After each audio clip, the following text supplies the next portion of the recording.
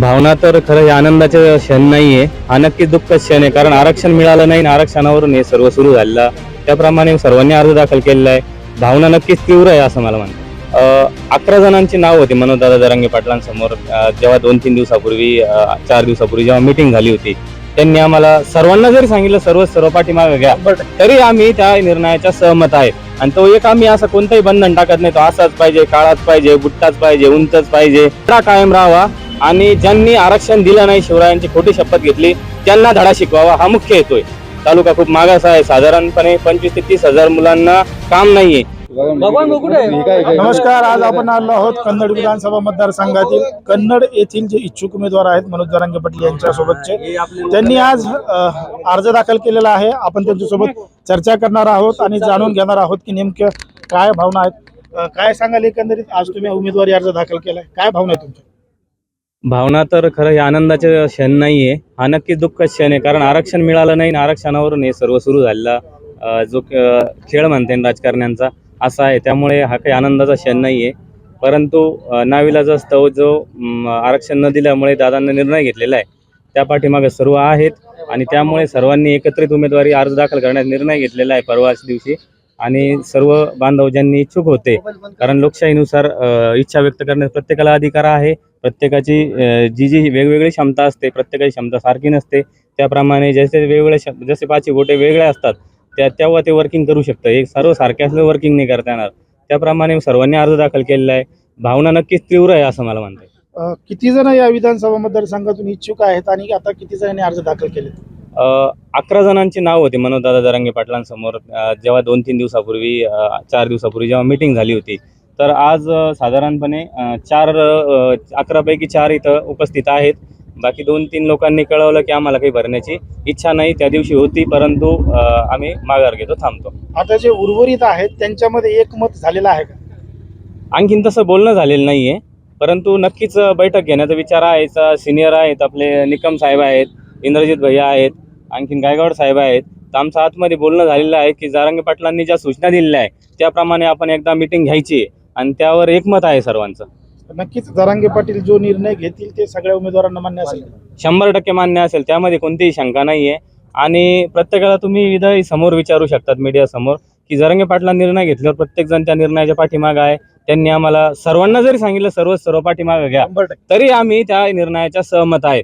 आणि त्यांनी सांगितलं एकाने माघार घ्या, बाकीच्यांनी थांबा, तरी सहमत आहे. आणि तो एक आम्ही असं कोणतंही बंधन टाकत नाही. तो असाच पाहिजे, काळाच पाहिजे, बुट्टाच पाहिजे, उंचच पाहिजे, आणि भलता पैशावाला पाहिजे, भलता गरीब पाहिजे, असं कोणताही बंधन आम्ही टाकलेलं नाही.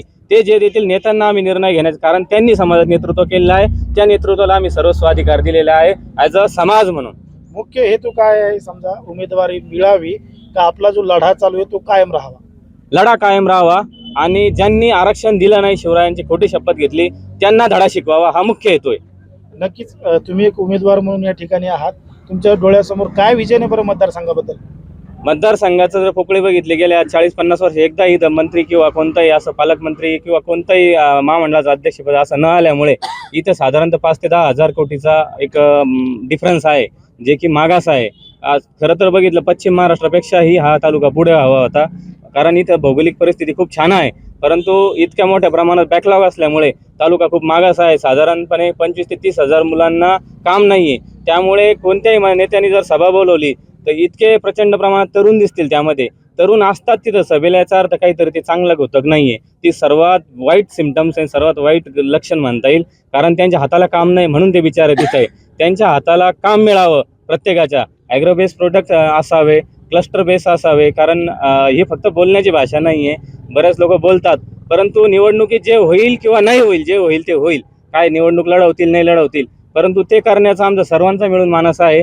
येत्या दिवसामध्ये 5 वर्षामध्ये मनोजदादा जरांगे पाटील यांच्या नेतृत्वाखाली एक सामाजिक लढा म्हणून दादांनी सांगितलं 40 दिवस आपल्याला राजकारणात उतरावं लागेल त्यांना, कारण ते एक सामाजिक नेतृत्व आहे असं त्यांनी स्पष्ट केलेलं आहे.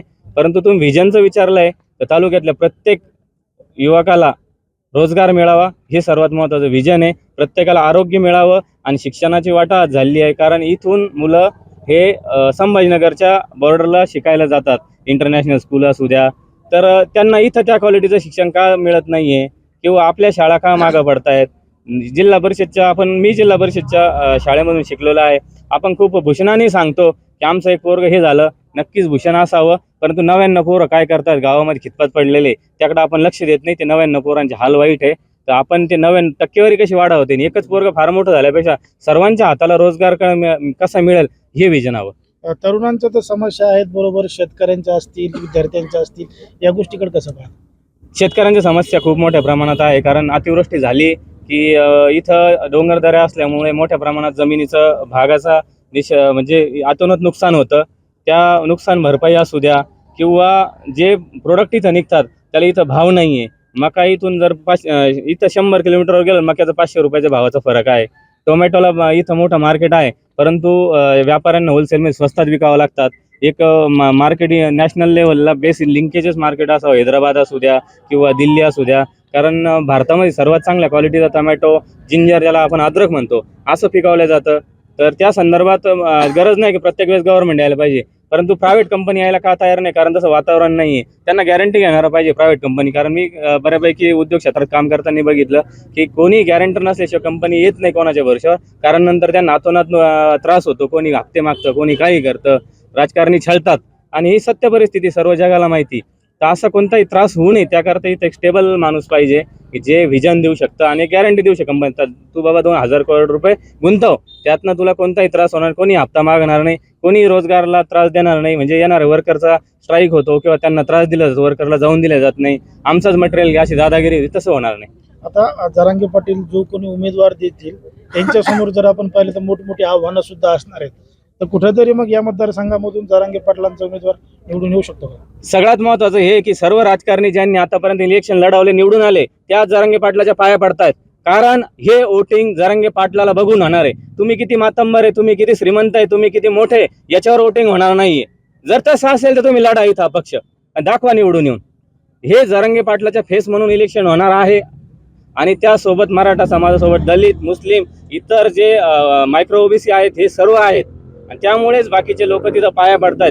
जे लोक इतके दिवस मुंबईचे खेटा मारत होते, म्हणजे आता 20, 25, 50 वर्ष, ते आता कुठं खेटा मारतायत? अंतरवलीत मारतायत. हे सर्वसामान्याचा विजय आहे असं मी मानतो.